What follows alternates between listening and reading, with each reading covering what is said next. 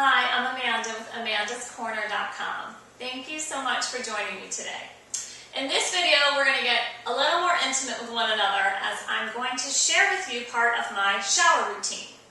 So in today's day and age, we're all busy. Everybody is busy. That is probably the #1 excuse or reason why we don't have time to work out, we don't have time for fitness, we don't have time to take better care of ourselves. So I find one of the best ways to work fitness and work in those self-care practices is to connect them to things that we're already doing. So if we can take those things we want to add in and sort of naturally weave them into our already existing routine, then I think that's the best way to guarantee that they'll consistently get done. So I like to do these stretches that I'm going to show you in the shower, because most of us take time to actually take a shower most days, right? So while your shampoo or conditioner is sitting, or your face mask, or whatever else you're doing in the shower, you can take a couple of minutes and perform these stretches to help release through the neck and shoulders.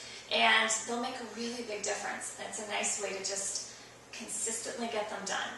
So, of course, you don't have to do these in the shower. I like that and I recommend that because as the hot water is coming down onto your neck, that heat is going to facilitate your stretching. It's going to assist you, and it's going to feel really good. It's going to help melt away tension and stress and any little trigger points or knots that you might have up in all of this musculature. So, I'm going to do them seated in a chair right now. I'm not going to do them in the shower, but you can do these sitting. You could do it as a break at work if you're sitting in an office chair all day. Maybe you could do it in the car carefully, like at a red light, but you can also do them standing, and you can do them anywhere. So, I recommend the shower. This is what we're going to do. I'm going to show you 3 stretches, and I'm going to do them to one side, but of course you would do them to both sides. And you're going to take your ear, and you're going to drop it to one shoulder, okay, the shoulder on that side. If you're not feeling a stretch at all through any of these, you want to reassess your posture. You want to make sure you have really good posture here, and you're just going to let the ear fall. So, I'm going to take my arm across the body. My arm is going in the same direction that my head is tilting to. A lot of people get confused on these. Then I'm going to take my other hand, and I'm going to grasp the wrist, and very, very gently start to draw this arm longer down on this diagonal line. So what that does, if you've had tightness, you may have already felt a stretch up in the neck, but this helps to draw that stretch down across the shoulder even. It helps to lengthen and deepen the stretch. And then you're just going to hold it and breathe. So if I were in the shower, I would be doing this with the hot water coming down on the top side here of my neck and shoulder and releasing all of those areas. So many people have tightness through the neck. We hold tension and stress through the neck and shoulders and jaws. And so these are beneficial for many, many, many people. Okay, so ideally you hold this for 30 seconds. So just breathe naturally. You're holding it for 30 seconds. When you finish, you're going to take your hand, you're going to release that hand. You're going to bring it around your low back. Not in a particular spot, you're just going to bring it around to the low back, and you're going to let your head now tilt down. So it's like you're trying to smell your armpit or look underneath your arm. That's the direction you're headed, okay? And then your other hand is going to come on top. It is not going to tug and pull. It's just going to rest on the top of the head. The weight of that arm will give you a little bit of extra pull. And you just do this if you need this. If you're here and you get a really big stretch, if you have a lot of tightness, just stay here. If you want a little bit more, you're going to place the hand on top. And now, in that first stretch, we were getting our, what's called our lateral scalenes. As we come into this stretch, we're moving more into the upper trapezius. So nearly everybody has trigger points in their upper trapezius muscles. So you're just going to hold here and breathe. We have a lot of really important structures running through the neck, and I always want you to take really extra special care when you're handling the neck.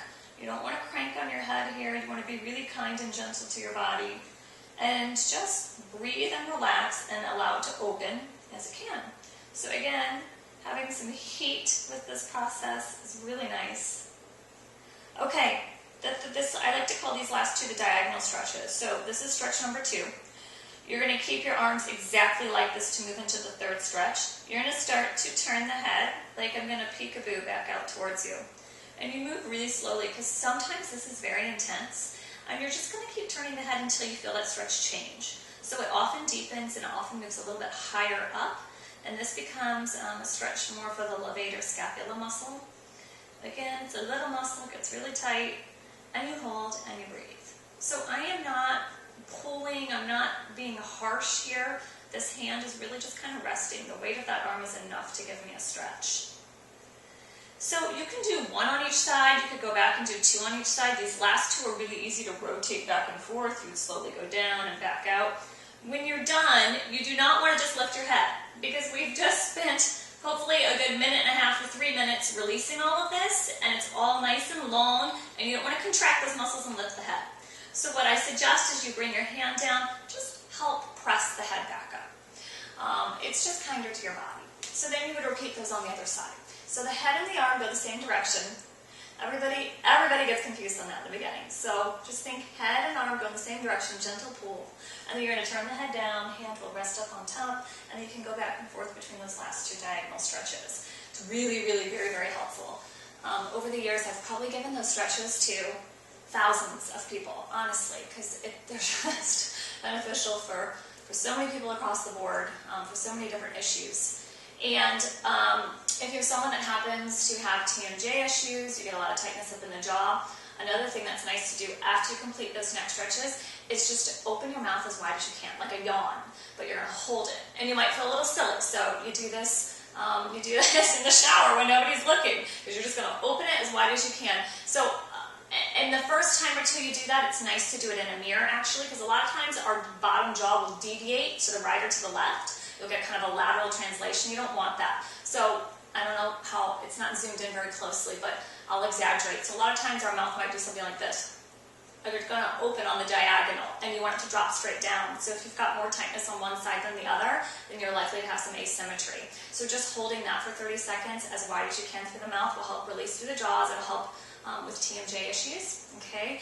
And then the last thing that you can do in the shower is a modified cat-cow stretch. So if you have a shower that has a seat or a bench, then you can rest your hands on that. And if not, then you'll just rest your hands onto your thighs. So I'll use the chair. This is really, really nice to do during pregnancy, or if you have soreness in the low back. So if you're resting onto a chair or a seat, or you can rest onto your thighs, so be careful because everything's slippery in the shower. And you're just going to do an inhale and look up, and you're going to exhale and let the head hang around. So again, if you've got the hot water coming down on your back, this is great to do. If you roll out of bed and you go hop in the shower when you're kind of stiff and sore, you can do that. I like to do that up to 10 times. And if one direction feels really tight, then you can hold and breathe into it. So that is part of my shower routine. That's how I work some stretches into my day every single day without fail. I'm going to take a shower every day, so I'm going to get my stretches done. And it adds up. You just take a few minutes to do those. Again, while you're already doing something else, while your conditioner is sitting in your hair, you do those, and you're going to feel all of this releasing. It'll actually make you feel more relaxed throughout your day and help you achieve better posture, which it's just a positive cycle. As you have better posture, you're going to create less tension. As you're releasing that tension, you're going to have better posture, and you're just going to feel better all around. So if you have any questions on the stretches, then please feel free to email me at amandascorner, it's CORENER, @charter.net. Thanks for joining me today. Bye.